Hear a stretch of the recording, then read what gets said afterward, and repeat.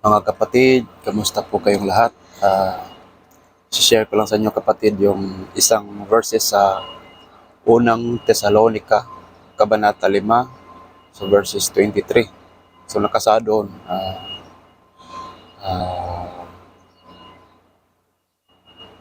pakabanalin nawa kayo ng lubos ng Panginoong Diyos na siyang nagbibigay ng kapayapaan at naway panatilihin niya kayong walang kapintasan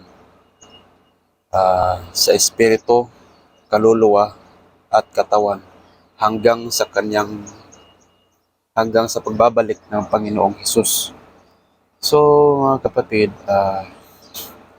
isang napakagandang bersikulo po. Napakagandang setas po na galing po kay Apostol Pablo na uulitin ko po nasa unang Tesalonica Kabanata 5 so verses 23. Yun. Sinasabi noon na pakabanalin nawa kayo ng lubos ng Diyos na siyang nagbibigay ng kapayapaan at panatilihin kayong walang kapintasan sa espiritu, kaluluwa at katawan. So, iba-iba mga kapatid. Ano nga ba ang kaibahan ng kaluluwa at espiritu? So, yung iba sa atin mga kapatid, iniisip nila yung kaluluwa at espiritu, pareho lang yun. Pero magkaiba yun mga kapatid. May ibig sabihin yung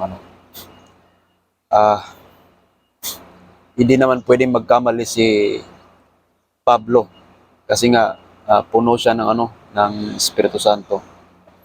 Pagkasabi niyang ganun, iba-iba talaga yun mga kapatid. So, kasi nga nasa kanya yung Espiritu ng Diyos, di ba? So, yung iba, iniisip nila na isa lang yun. Pero hindi.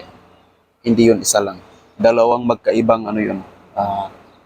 dalawang magkaibang bagay na meron natin. So, ang katawan ng tao ay kinukompose ng espiritu, kaluluwa, at ng katawan.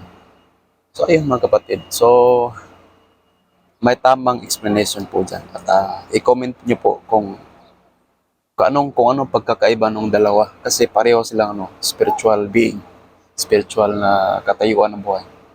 So, ganoon lang mga kapatid. At salamat sa inyong lahat, sa inyong pakikinig. God bless po sa inyo. Bye-bye.